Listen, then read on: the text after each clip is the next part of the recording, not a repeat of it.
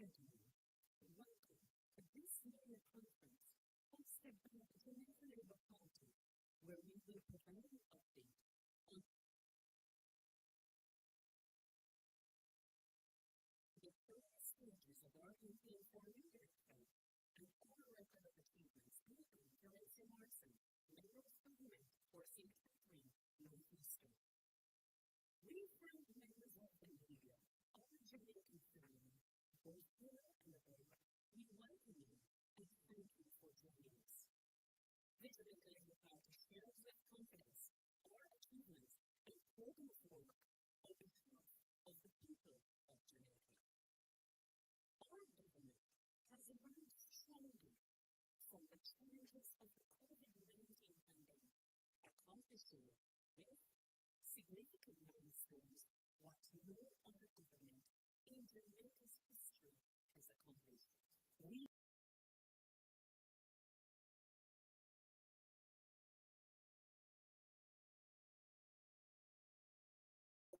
Administrative Party leader, Dr. the Most Honorable Andrew Michael Gomez. We built up stronger. We recovered stronger. We became active and strong. And on this record of performance, we choose Jamaica. Connecting with you today are Dr. Oliver Pastor, Member of Parliament for Northwest St. James and the General Secretary of the Jamaica Labour Party. Campaign Committee Chairman, Dr. the Honorable Christopher Tufton, MP. And the Chairperson for our Manifesto and Achievement Committee, Senator the Honorable Camina Johnson-Smith. Following on their presentations, the floor will be open for your questions and our responses. I now invite Dr. Simon for his remarks. Thank you. Good morning, ladies and gentlemen, our Jamaican family. Good afternoon. Today is a historic day that the Jamaica Labour Party has formally launched a comprehensive program of record of achievements on the part of the Jamaican people since their return to office in 2016. Copies of this document are available digitally. Physical copies were distributed and available today in all 14 languages. I encourage everyone to review the document and have a look at our record. Today we will get another indicator that the Jamaica Labour Party Administration Manager and Dr. Andrew Holmes is campaigning as active and strong track record. We also campaign on the basis of a firm commitment to doing more for you, our Jamaican brothers and sisters, and to advise the country that the political machinery of the Jamaica Labour Party is fully active. All of them are in place and prepared, and we are ready for whenever our Prime Minister and party decides to call the general election. As the last victory, I can also repeat that all general election campaigns will not be characterized as threats of war, of blood, or fire. On that front, this morning I participated in a meeting with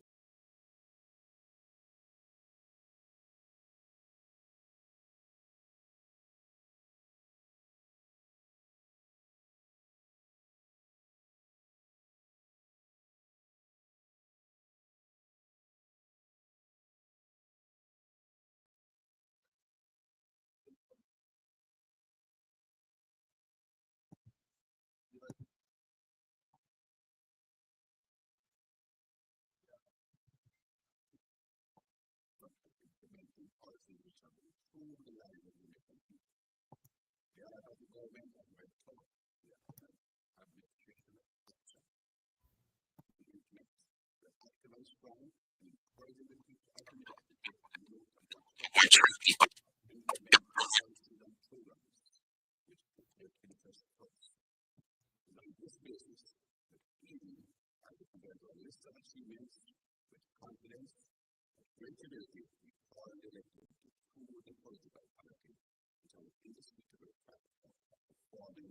This is why is sound coming like this?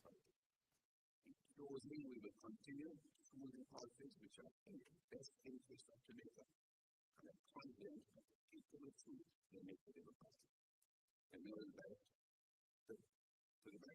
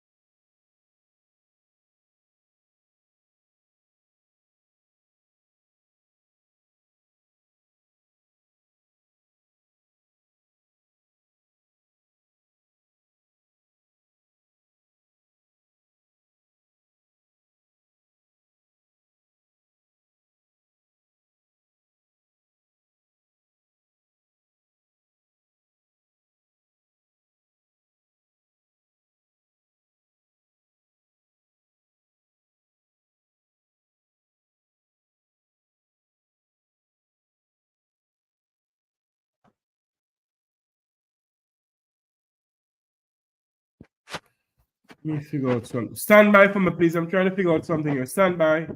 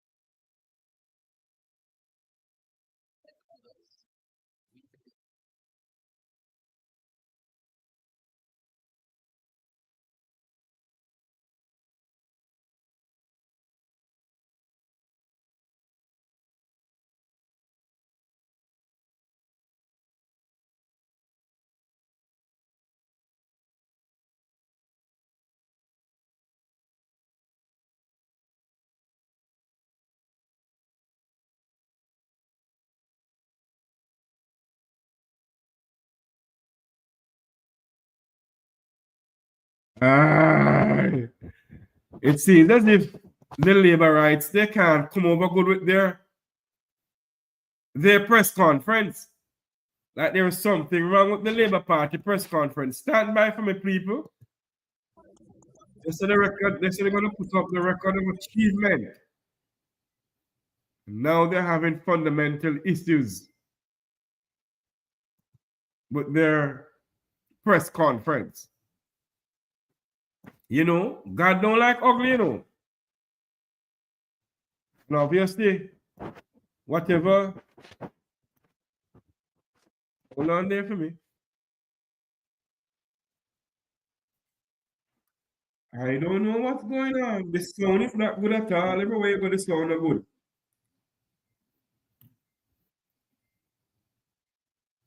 So I am not the problem. I thought it was my system giving problem. Is the Labour Party system giving problem? They're gone off here. Everywhere they're gone off here with their so-called press conference. Everywhere they're gone off here, people.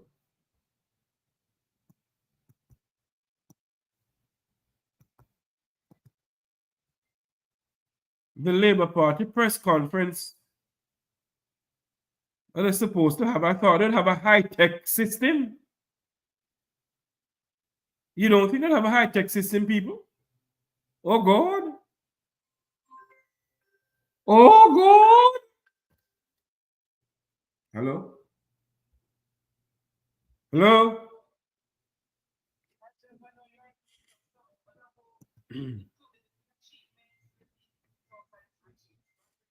God bless you too. Hey, my friend, what's going on? Yo. What make it go ask the labor rights to correct guy?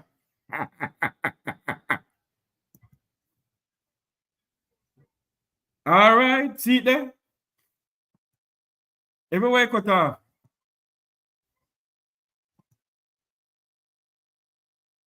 The sound no good, the sound coming in no good for them at all, my brother.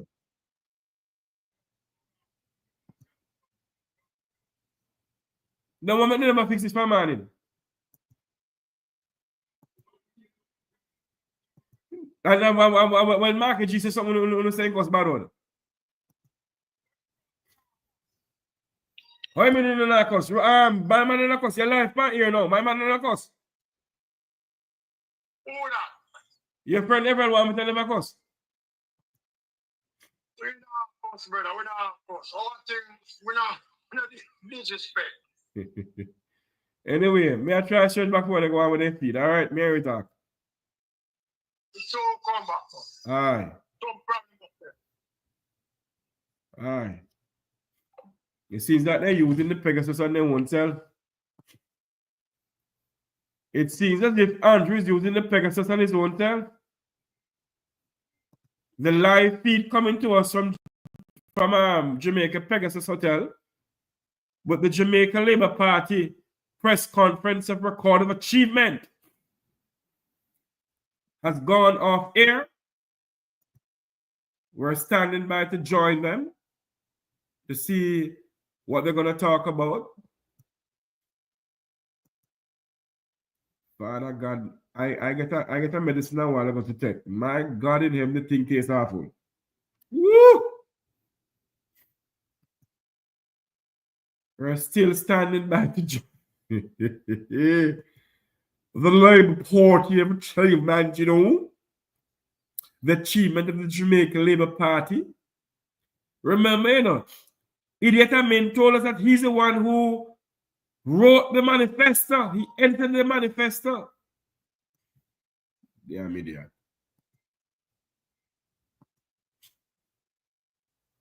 One will believe that the Labour Party has so many money. They would have a better camera system.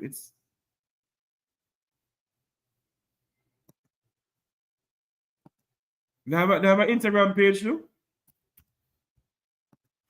Let me go over Instagram and see if I get it from them over there.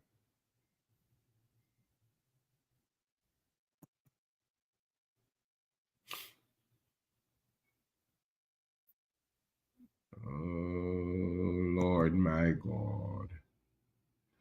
When I'm in ox, I'm wondered. La dee da da da dee da dee da. We're standing by to join the Jamaica Labour Party press conference. I don't know what's going on with their thing. Everything went off air, or it's back again, I was told. Let's go back. No, the sound coming from them has nothing to do with the Make We Talk program.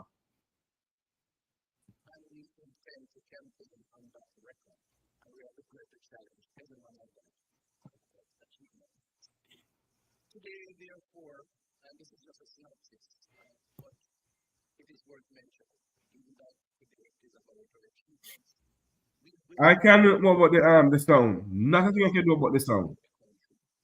Taking the opportunity to speak, which is their right to do in our democracy, taking a few views that in the windows, there's a lot of movements, there's a lot of mudslinging. That's not our modus operandi. That's not the mood, the tone that we wish for this campaign. And as chairman, I certainly will play my part as part of the team to push for a campaign based on issues, a campaign that will be fought by all of us at the level of the constituencies, at the level of the spokespersons, and at the level of the party. But ultimately, it is a campaign that is asking for the support of Jamaicans to carry on the work that we have clearly already done. I could speak to the challenges that we are facing now, including the self-government. This is a government that inherited the tail end of Chickpea, then 1 year of sickness, then 1 year of a dengue outbreak, the collapse of a hospital that was neglected for years, and then, of course, COVID, 2.5, almost 3 years. It's a government that is one of the most outstanding in terms of lives saved during that COVID pandemic.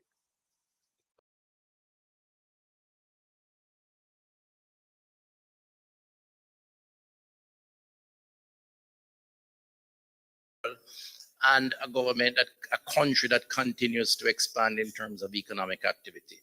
Those are things we intend to recall and to keep speaking about during this campaign. I close by saying that our team is ready. Our team will act based on their convictions, based on what they know is in the best interest of the country. And I make the appeal that the Jamaican people have a choice. And there are 3 choices, actually. The first choice is a choice that many Jamaicans exercise during an election cycle, and that is to stay away.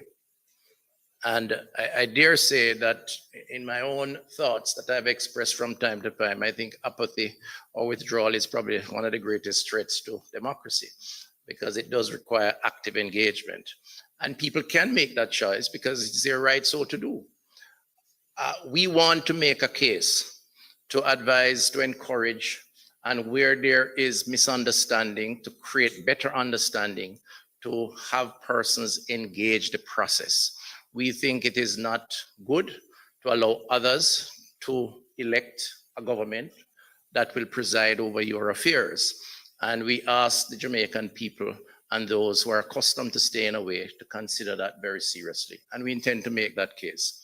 The other two choices are, I think, a lot clearer. There is a choice of those who would like to be where we are, and they have made a case. They're all over the country campaigning for the last year. I'm still trying to determine what that case is. If you take it from a legacy perspective, 2015 was a bad year for Jamaicans in many ways. The fear of crime, unemployment, debt, and I could go on. 2025 is a much improved period for Jamaicans, having traveled 9+ years. And the other choice, which I think is the right choice, is the Jamaica Labour Party based on our legacy over that 9+ years. So we ask the people of Jamaica and intend to make that case in the weeks to come, that they consider these choices, and we ask them to give us the support so we can continue the work that we have done. Our work is very clear. It is supported by the formal agencies, international agencies. It is supported by the research, and we know it is supported too by the people on the ground in the communities who have seen the improvements in their lives. We ask them to remind themselves, and when that time comes, to give us the support. Thank you very much.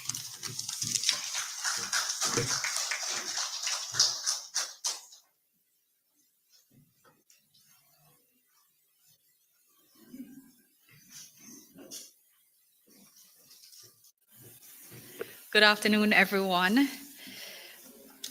Unlike my colleague who doesn't prefer a script, I generally prefer one, but don't have one today. So we've switched roles, but I'm hoping that I'll make it through reasonably well for all of you. I am very proud and pleased to have had the privilege of being appointed chair of the Manifesto and Achievements Committee by Prime Minister Holness, and I'm really grateful for the support of my colleagues here and others who may not be present, who are members of the team. Of course, we have Senator Morgan, Senator Fitzhenley, who have all been part of this very difficult process of distilling our achievements to place in a digestible book. Because, ladies and gentlemen, the booklet that we have provided today, the one that is available through QR codes that are published in today's daily newspapers, and also available on all the candidate boards that you see throughout the country. You can just scan them with your phone and it will take you to the digital copy. This booklet does not represent all of the accomplishments of the Jamaica Labour Party. It was a very difficult process to distill to 256.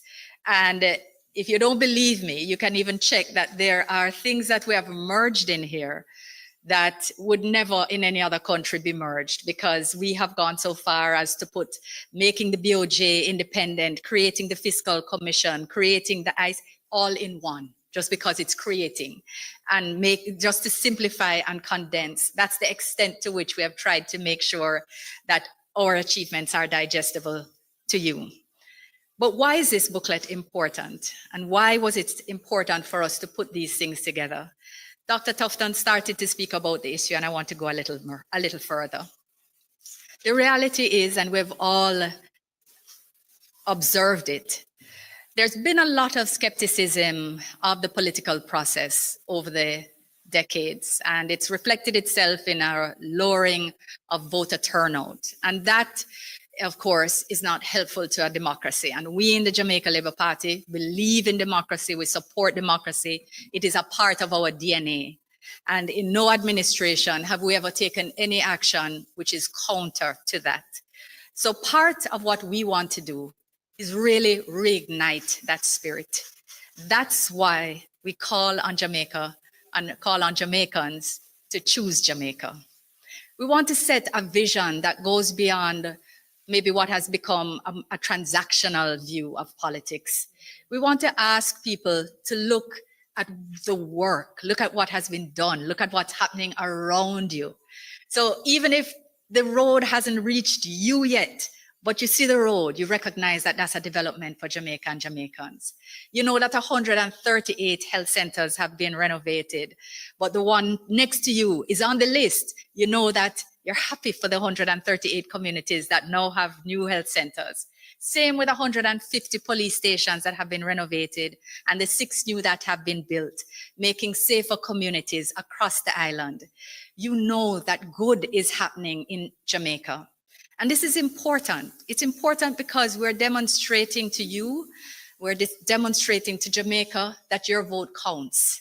It's important that individual citizens recognize that there's a relationship between their vote and results. And publishing this book was about saying that there are at least 256 reasons that you should vote for the Jamaica Labour Party. Essentially, it's saying that we're holding ourselves accountable to you, and we want you to continue to hold us to account, because that's what democracy is about. We want you to know that your vote counts. And that's why we ask you to not only choose Jamaica, but to choose the Jamaica Labour Party.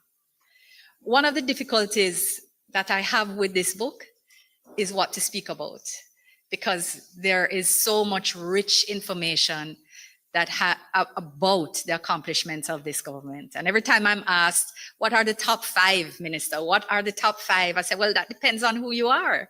I know, however, that everybody in their top 5, we have the lowest murder rate and the lowest crime rate in 30 years.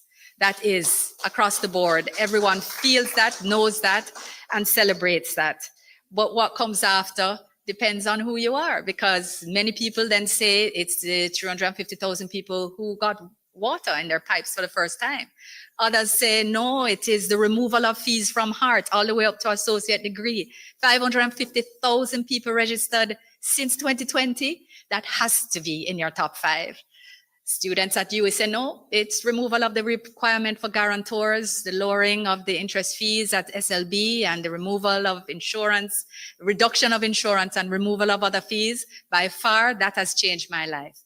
And there are others who say, no, it's the 23,400 titles that issue, because, and 12,300 in the last 4 years, that is since 3 years, since 2021. 12,300 because we've developed a new system of land titling that has transformed how titles can be issued in this country. And we'll have more to say about that when we get to another stage of the campaign. But we are also have people who say, no, it's really about the scholarships.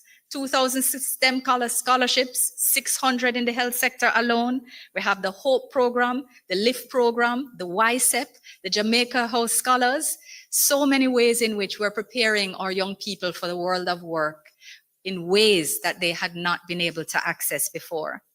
If you're a climate advocate, you're likely to say, no, none of those do it for me. It's the 3 million trees that the government planted. It's the 15% of the marine environment that they protected, and the 25% of our land mass, including cockpit country. For us, it has to be about the ban on plastics and styrofoam, which means that I now get my lunch in cardboard box as it should be, and not in plastic, further polluting our seas. There are many people who feel that that's what does it for them. You talk to women, they'll say, nope. It's the first government-sponsored domestic violence shelters. It's the domestic violence units in 10 critical police stations across the island in every parish.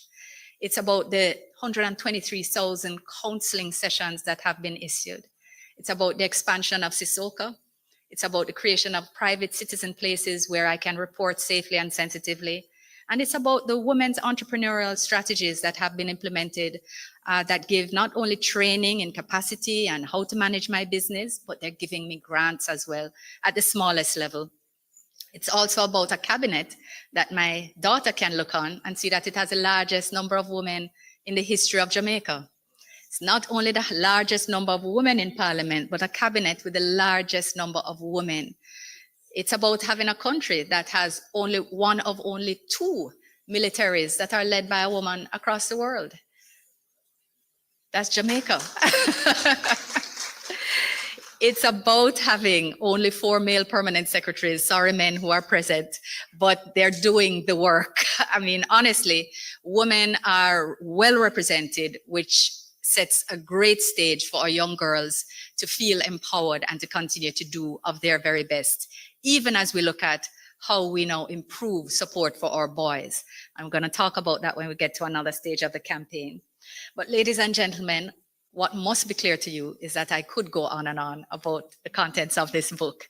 And I really want to encourage you, find a copy, have a look, have a read, because what is in there, you're going to say, but they really do this, then why they don't talk about this more? Because this is so important to me.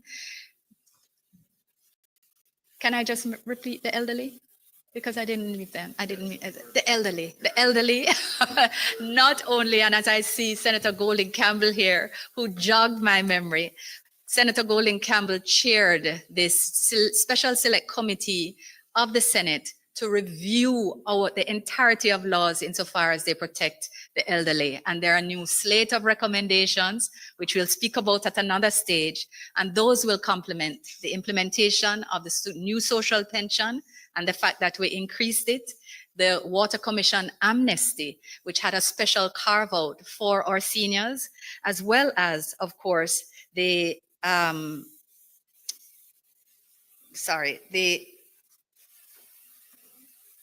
can't read my writing, and I seem to be having a brain fog moment, but the increase of the threshold as well, and the increase of regular pensions, which also helped to raise their ability to address cost of living issues. So again, this booklet is about demonstrating to people that their vote counts, that the Jamaica Labour Party government is not an all-time government that promises to do things and does not deliver. We deliver, and then we deliver more, and we are committed to delivering even more if you trust us when that time comes. Thank you very much for listening, and I look forward to speaking more with you about the amazing achievements of this administration. Thank you for listening.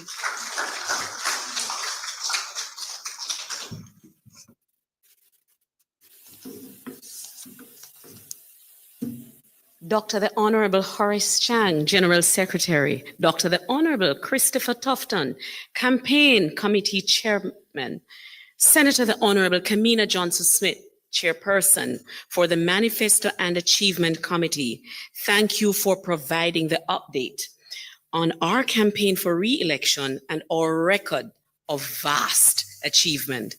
The demand for these booklets is staggering, and we thank the people for their interest. We now invite the media to advance questions to our committee. Good afternoon, Ricardo Brooks, Nationwide News. I have 3 questions. 2 are operational and the other related to the achievements.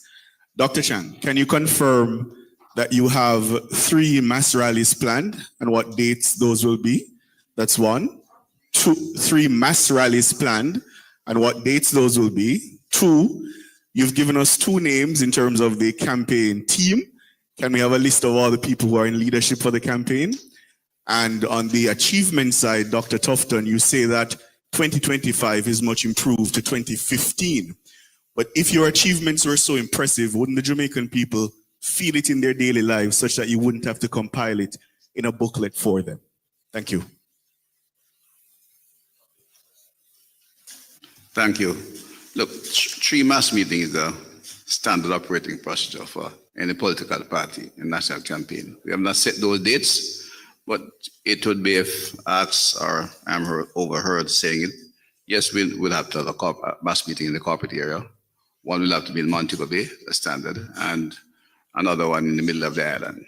There's a minimum level of mass meetings. But they work today demonstrate we're not depending on mass meeting to settle this campaign. We'll be on the road engaging people in a positive way, because although we have enough achievements to fight the campaign achievements, the team and the chairman will speak more to it. We are a democracy, and there's a saying I usually tell my colleagues, a little bit younger than I am in the business, if you have 10 problems and you solve 9, the 9 don't disappear. You end up, the number 10 rises to number 1, and another 9 problems will appear below it. Therefore, you have to, as I said in another forum today, open the balance sheet and we allow the population to check. And I'm confident Jamaican people will check and come to the right answer. In terms of the campaign leadership, Dr. Tufton is head of the campaign committee and a number of subcommittees which is outlined. And the Secretariat continues to play an active role.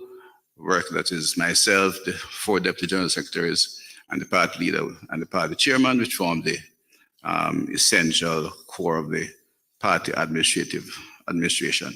But the campaign evolves around that team. The communication team is headed by Senator Abkafis Henley and Minister Dana Morris Dixon, and they operate also in tandem with the other 2 teams.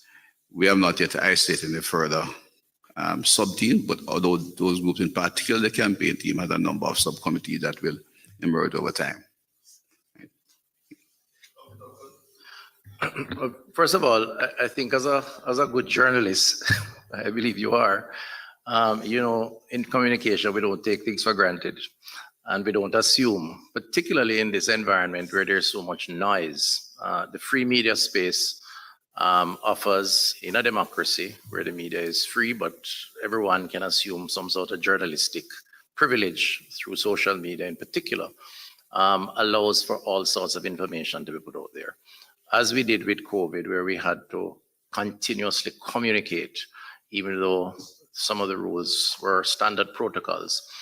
In an election cycle, we have to communicate. And so the achievement document, persons may know of some that have benefited them. They may not know of others that are benefiting others. And when taken together as a compilation, provides a real sense of what the government has been doing. And we believe that that case needs to be made, but also needs to be reinforced, and hence the document and the importance of that document. Just add a quick comment to Chairman's comment. Everybody in Jamaica feels safer today than they did 5 years ago. Anywhere we go, from the data will tell you that we have done the data, and less than 10% of conscience is referred to crime at all. So that has reached everybody. But again, it's important to reinforce it, because when it's no longer a topic, some people forget how we got there.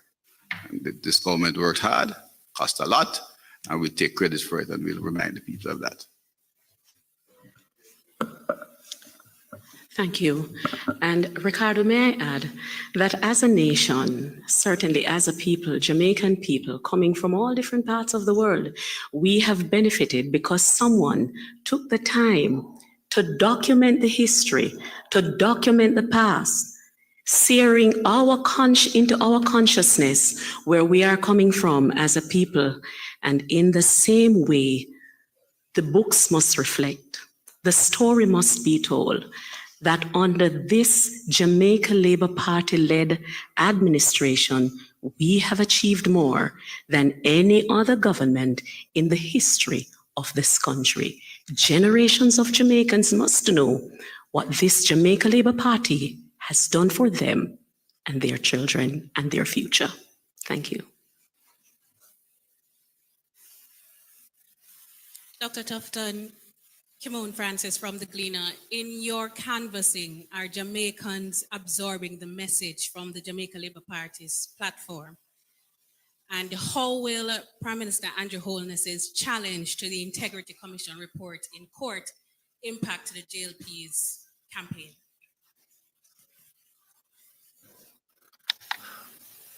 The first part of the question, we believe that the people of Jamaica, yes, up to this point, are absorbing what the performance record of the government has meant to them. That's the feedback we get on the ground. And a lot of that work is not through the mass rallies, even though they serve an important purpose. It's really more intimate conversation involving candidates and interaction in communities. And it's reflected in the benefits which the achievement document reflects. The 350,000 persons who never had water now has water. There's an appreciation for that, and it is being expressed. The 3 areas of cancers that were not covered under the NHF, or the 3 million prescriptions that were written. In 2015, only less than 1 million prescription was written.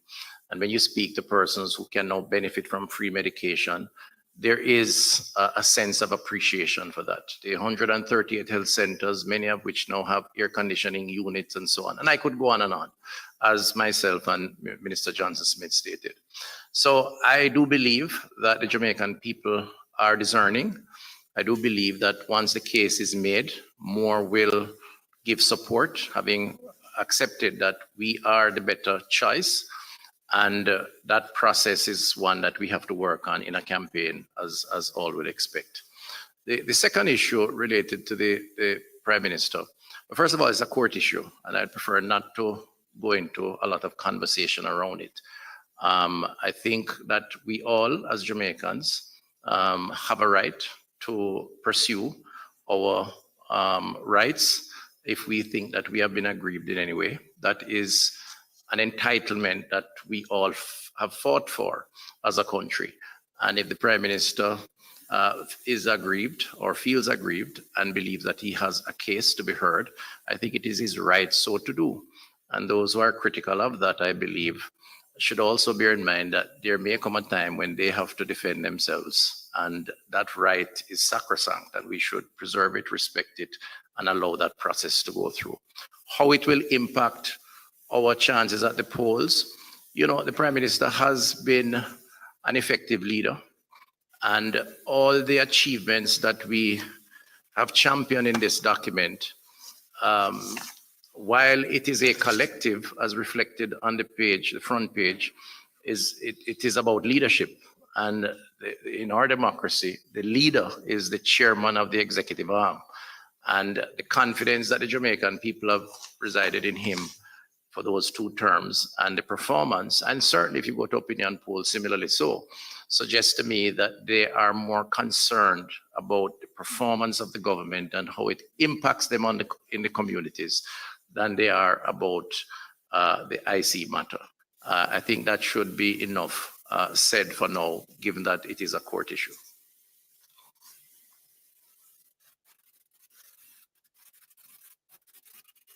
Any other question? Jamila Maitland from TVJ News. To the GenSec, Dr. Chan, following your meeting with the ECJ and the unit responsible for the Political Ombudsman's Office. So following your meeting with the ECJ and the unit responsible for the Political Ombudsman's Office, what is the message to the political candidates, the JLP political candidates going forward? And also, there is this notion that the public is now feeling the impact of the subsumation of the office to the ECJ. We're seeing widespread vandalism and not enough visibility from the ECJ, and that is the unit responsible for refereeing these matters. Do you think that was a retrograde step with the government when it used its majority to push through that legislation? Firstly, the message to all candidates in the Jamaica Labour Party is do not seek to destroy or damage any of the political paraphernalia of the opponent. Do not use abusive language in arguing with your opponents, whether at the candidate level or members in the community. In all of this, conduct yourself in a matter of dignity and respect for democratic traditions. And the billboards, the signs, the flags are all part of that. There are many countries which have gone into a civil war and battled to get that right and privilege. We have it, and we have had it for a long time. We are among the 10 or 12 oldest democracies in the world. And that's a fact of history which we need to protect. And I will indicate to the candidates directly that we're urging them not to. Participating in that meeting was, of course, the General Secretary of the People's National Party, who maintained the same position. And the joint release, a release will come from the ECJ indicating our agreement, and we'll send in the individual communication to our candidates that they should be left alone, and at that point, the police will deal with those who interfere with the private property of the parties either side. This is something we agreed to, at the end of the, assuring the public as well, at the end of the campaign, we will in fact remove some of those billboards and flags and other things that the community may feel are not appropriate in the community at that point in time. In terms of the role of the ECJ, no, I think it's a very positive move. The ECJ is an established constitutional body. We have not embedded it yet, but it has built a very strong reputation of balance and thought, and it has authority and power. It can invoke, it can hold the candidates accountable much more effectively than the ombudsman could. And therefore, we find that this is worth the while to put it there, and we have a very strong and chairman of the Electoral Commission, the one of the highest level of integrity and balance as a national leader. So we are very confident he'll conduct the office in the way it should be. The issue of frequent communication, maybe it's different styles, but I know the chairman has the personality and the strength of character to interface with the political parties at every level and effect change and implement changes that is required in the campaign. So I think it was in fact a more progressive position because the ECJ in fact has the authority to hold political leadership accountable, and that is critical if we're going to maintain the kind of the standards we wish in campaigning. One more from me. My question is to Senator Kamina Johnson-Smith. There is a skepticism as it relates to politics, and the campaign chairman would have mentioned it before. As it relates to the manifesto, to what extent does the JLP consider having the points together, but in a way where it still reaches the undecided voters? Because you're still trying to get those persons to come to the polls, but there is still this level of apathy that is there. How do you find putting this information in a way where it's still appealing as it is creating voter awareness? And how soon will we be getting the manifesto to the public, that is? It's an important, manifestos have become an important part of our process. But we still have the reality where a lot of people don't care about it. It's still a document that's viewed as, as one that everybody is not going to read. So there's almost an acceptance of that by segments of the population. We continue to try to get the message out. We're hopeful that having started with the achievements, which are, as I've stated before, very much expected or intended to remind people about how their vote can be connected to issues that aren't necessarily impactful on their daily lives. Like the fact that parish courts, where 85% of Jamaicans experience the justice system, is for the first time backlog free. That's not something that everyone is concerned about, but it's a reality that somebody, if they're thinking more about Jamaica and where we're heading, that they might be impacted by that information, even if they weren't aware before. And we're hopeful that this process of sharing more of this information, that, as Minister Tufton said, the reality is there's a whole lot of misinformation about there. Young people nowadays, I find it, I have sympathized with them because they have to figure out what's true and what's not true. We didn't have to do that so much. Pretty much everything that you read was likely to be trusted or from a trusted source. So for us, it's important to have this information out as a first stage to engage people in saying, listen, this is what we've done, and it hopefully will prepare more of the pitch for people being interested to know what comes next, given that we have delivered based on what we said we'd do. In due course. Thank you. An election was called in the middle of COVID in 2020. With all these achievements, why have Jamaicans not been called to the polls? I think, I think we have to be careful to not, should I say, assume that the political cycle, which allows a 5-year term, is not, and we allow that 5-year term, that there isn't legitimacy in taking that 5-year term, 5 years of in office. The truth is that we've had elections on average for 4+ years when you look at the general cycle. And in our democracy, the leader of a party and prime minister has the right to call within that period. Once he remains within that period, there should be no question about the legitimacy of the government, or indeed his right so to exercise that legitimate authority.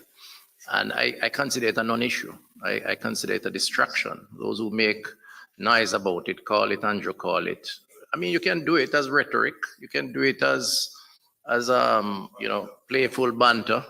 But the truth is, everybody knows that this is how the democracy works. And a leader also has a right to call it when he thinks it's the right time. And that's the advantage that the ruling party has. So we do not think that it is a relevant issue, to be totally frank. And we are still within the time that is allowed. And as I said earlier, Prime Minister Holness, Party Leader Holness will call it within the period when he sees fit.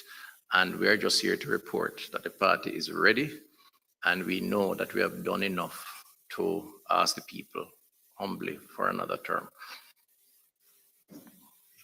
A follow-up to Thank you. Senator Johnson Smith.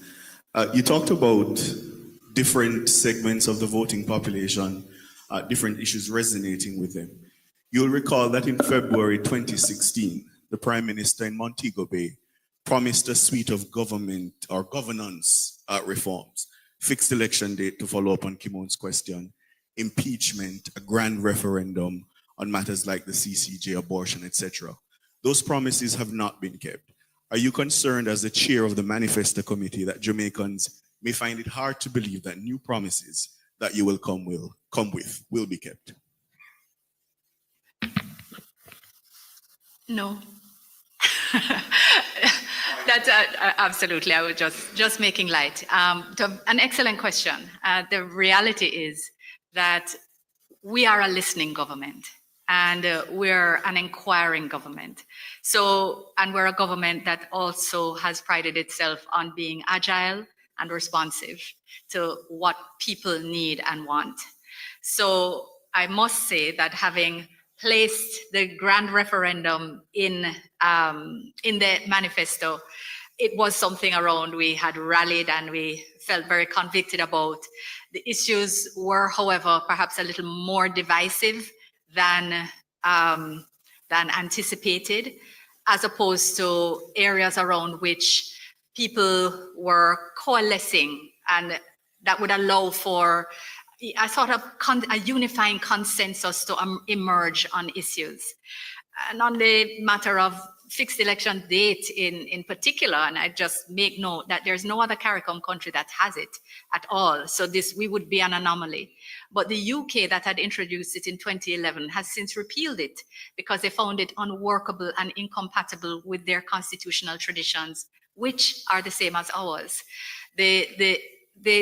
I think they repealed it in 2022, as a matter of fact, just finding that circumstances that were anticipated could not have been anticipated, and that the constitutional traditions were far more appropriate to be reasserted. And they had bipartisan support of the parliament to do it with the major parties. And we've looked back at that as well, to look at what they confronted, etc. Because it can't be that because you have written something and you believe in it, that if people are not actually demanding it, what they are more concerned about is the water in their pipes, is about getting a higher path grant, is about getting trained and certified, is about finding a job that they need. And their focus and energy is put behind that. especially when you have 2 years stolen from you by COVID.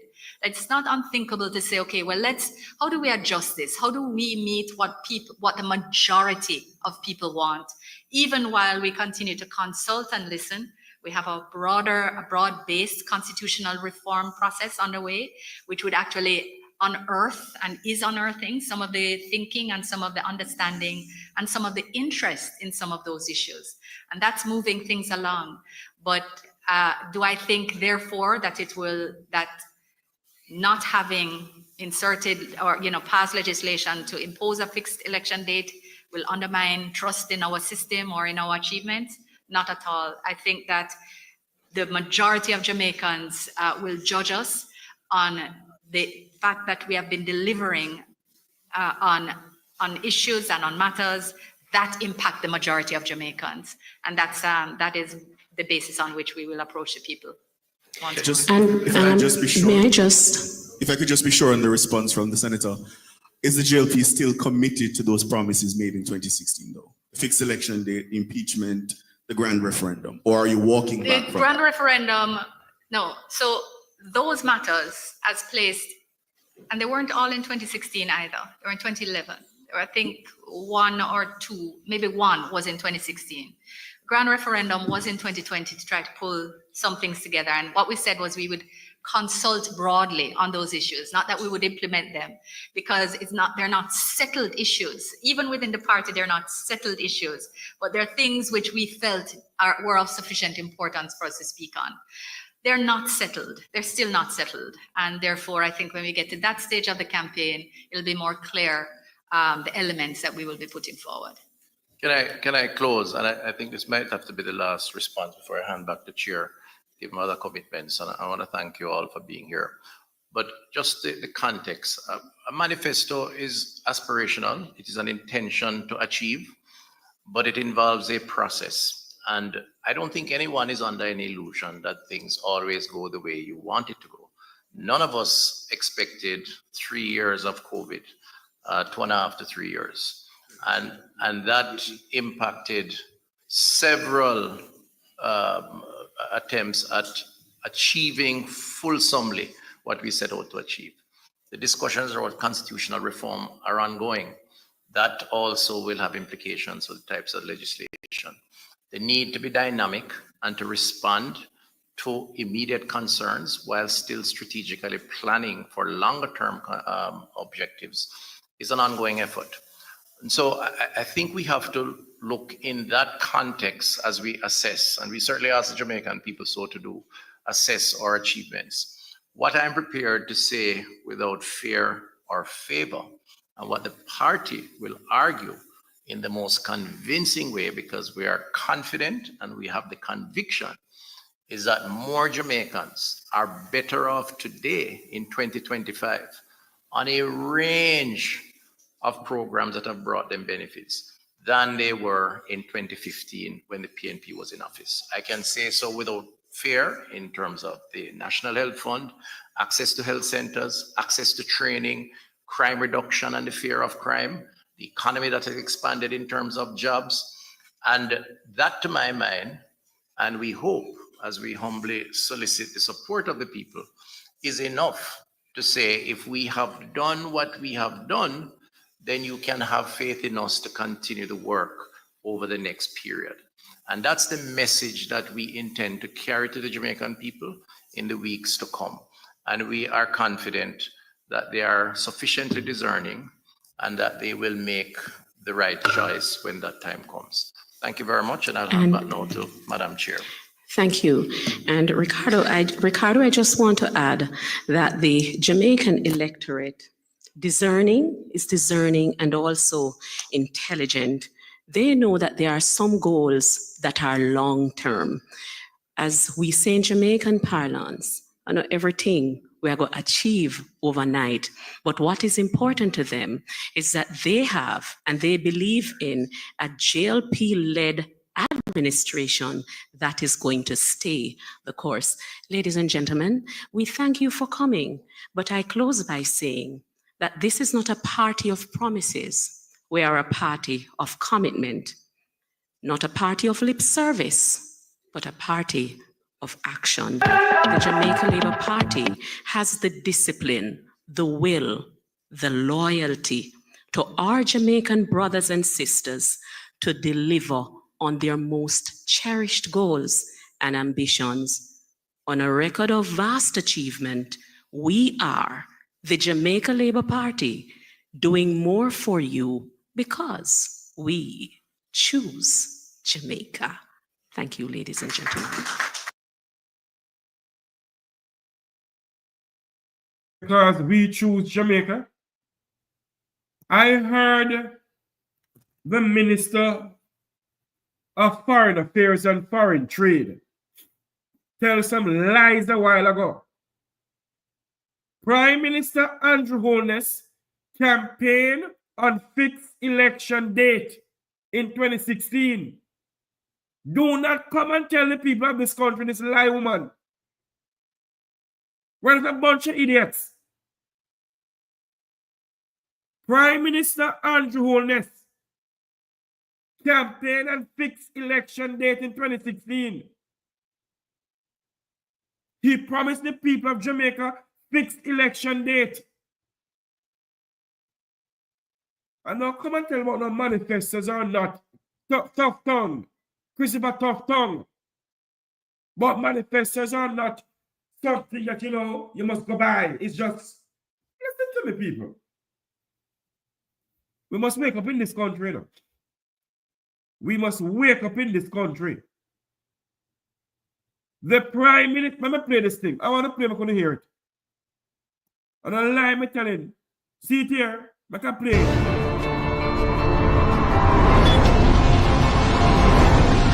Within our first 100 days of government, we will start the legislative process to fix the date for general elections in Jamaica. So no government will be able to come and make false promises and hide the truth and tell you half-truths and trick you into voting for them, and then when them win, them throw on poison for you. 100 days for fixed election date, still I wait for the promise to fulfill. Can somebody remind? And by the way, I must applaud Ricardo from Nationwide News to ask this question. This is not Nationwide News switching now. Somebody must remind the minister. And it seems as if termite came out for her brain. That she don't remember certain things. The Prime Minister campaign and fixed election date. Here we go again. I'm going to play it again.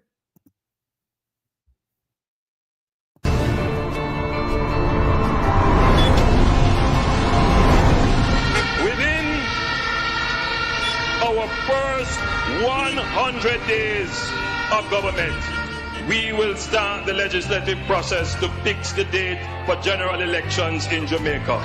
So no government will be able to come and make false promises and hide the truth and tell you half-truths and trick you into voting for them, and then when them win, them throw on poison for you. Cock more till cock because you fool us. You trick us. And that's why we voted for you. You trick us, you tell us a bunch of idiots. You, Andrew, and the Labour Party, turn the Jamaican people into a bunch of idiots. Listen to some more of this.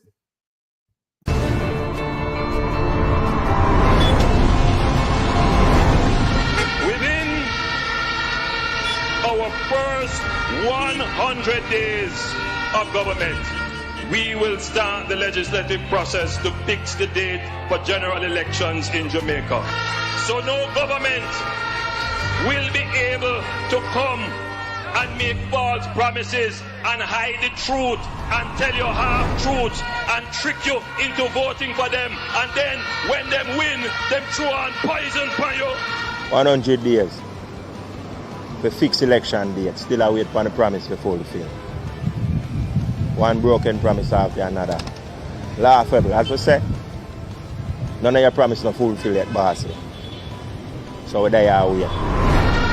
Within the first 100 days of our government, we will start the legislative process to institute impeachment proceedings in Parliament. You have not done that either. You campaign an impeachment proceeding in Parliament. You campaign and fix election date. You campaign on term limits. We're not a bunch of idiot Andrew Holness, Christopher Tufton, or Camilla Johnson Smith, Corinthia Morrison, and Twiddly Dum Dum, Minister of National Insecurity, Sleepy Harris Chan. We're not a bunch of idiots. You campaign and fix election date in this country. Fix election date, term limits, and impeachment proceedings. You campaign on that, sir.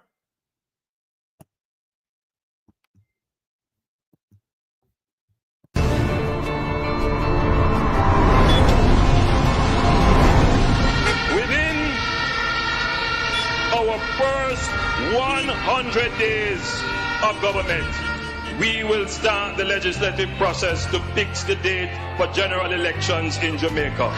So no government will be able to come and make false promises and hide the truth and tell you half-truths and trick you into voting for them. And then when them win, them throw on poison for you. 100 days to fix election date. Still I wait for the promise to fulfill. One broken promise after another. Laughable, as we say. None of your promise not fulfill yet, boss. So there you wait. Within the first 100 days of our government, we will start the legislative process to institute impeachment proceedings in Parliament. This will add another layer of protection of the Parliament to ensure that only members of unquestioned integrity sit in the Parliament. All ministers under the new Jamaica Labour Party government will be given a job letter.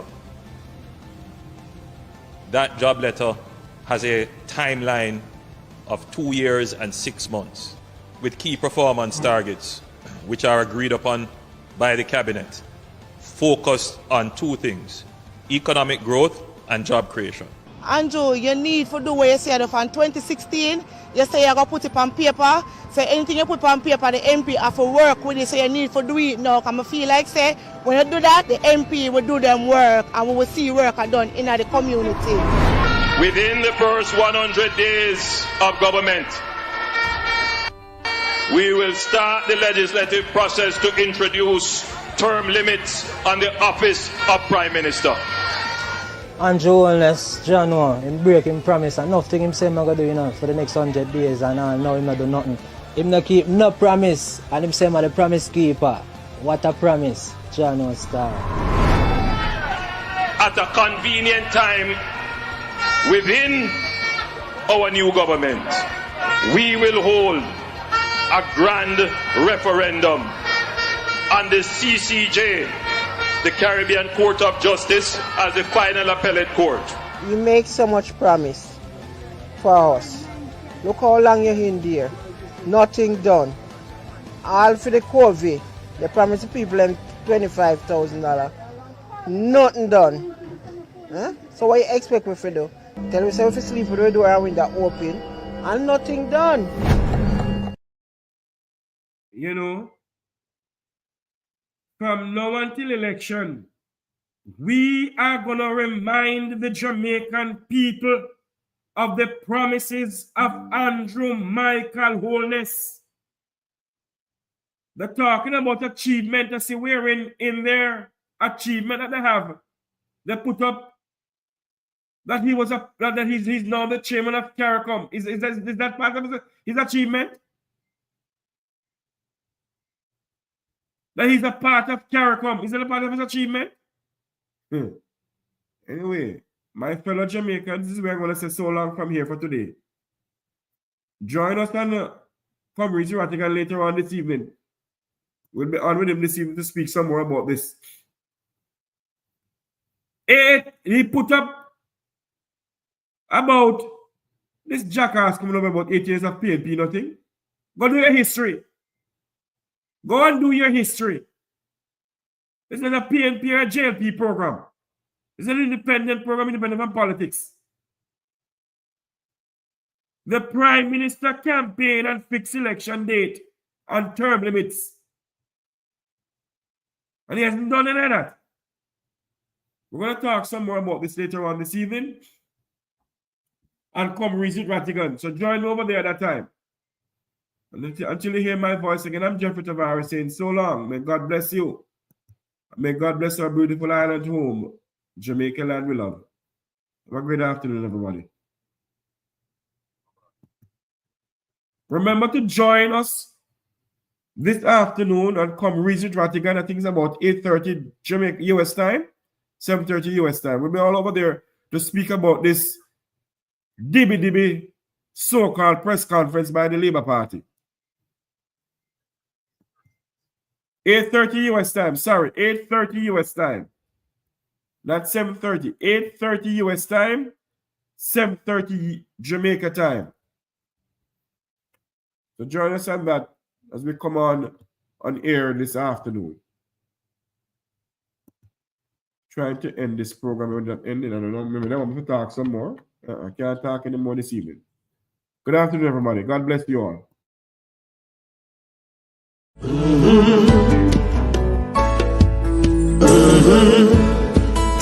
When the game gets rough and this life just seems so tough, make we talk, my people, make we talk. When this town becomes an ugly place, don't let it erase the smile from your face. Make we talk, people, make we talk.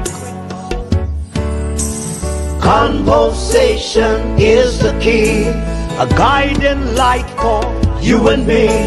Spark a talk and you will see. Conflict solver A to Z. World leaders master the art of self-defense just by talk. So people, make we talk.